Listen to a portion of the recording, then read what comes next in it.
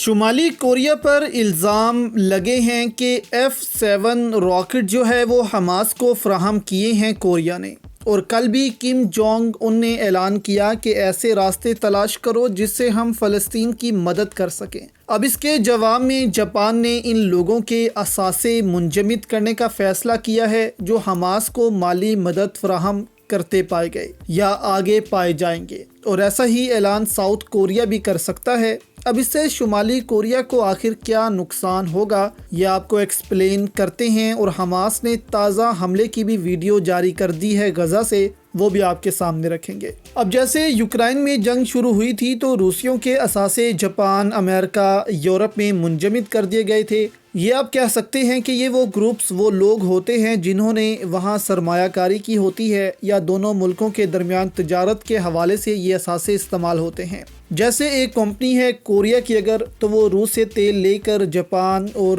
South Korea کو فراہم کرتی ہے تو اس پر پابندی لگا کر اس کے ایسیٹس بند کیے جا سکتے ہیں جاپان میں، وہ اپنا پیسہ نہیں نکال سکے گی۔ تو اس کو آپ کہہ سکتے ہیں کہ جنگ کا پہلا قدم جو ہے وہ جاپان نے اٹھا لیا ہے۔ اب شمالی کوریا کو پیغام دیا گیا ہے یہاں پر کہ اگر ایسا کچھ کرتا ہے شمالی کوریا تو پھر اس کو اور پابندیوں کا سامنا بھی کرنا پڑے گا۔ تو جیسے ہم نے پہلے آپ کو کہا کہ امریکہ اب چاہتا ہے کہ شمالی کوریا کو دبایا جائے تاکہ یہ ملک حماس کی مدد نہ کر سکے، کیونکہ بنا کسی ملک کی مدد کے اس وقت حماس غزہ میں اسرائیلی فوجوں کا قبرستان بنا چکا ہے۔ جو بھی آگے بڑھتا ہے اس کو مار دیا جاتا ہے، اور کہاں سے حملے ہوتے ہیں اسرائیلی فوجیوں کو معلوم ہی نہیں پڑتا۔ اس سے پہلے ایک سابق فوجی افسر تھے اسرائیل کے، وہ بھی کہہ چکے ہیں کہ 2014 میں ہم نے غزہ میں ایک آپریشن کیا تھا، اور اس دوران ہمیں ایسا لگا تھا کہ کوئی ہوائی مخلوق ہم پر حملہ کر رہی ہے۔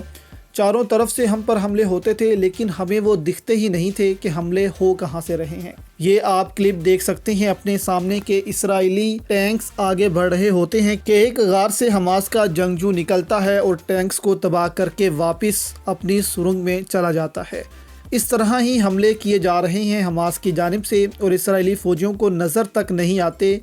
حماس کے فوجی کہ وہ آتے کہاں سے ہیں اور جاتے کہاں سے ہیں، لیکن تباہی بہت مچا جاتے ہیں۔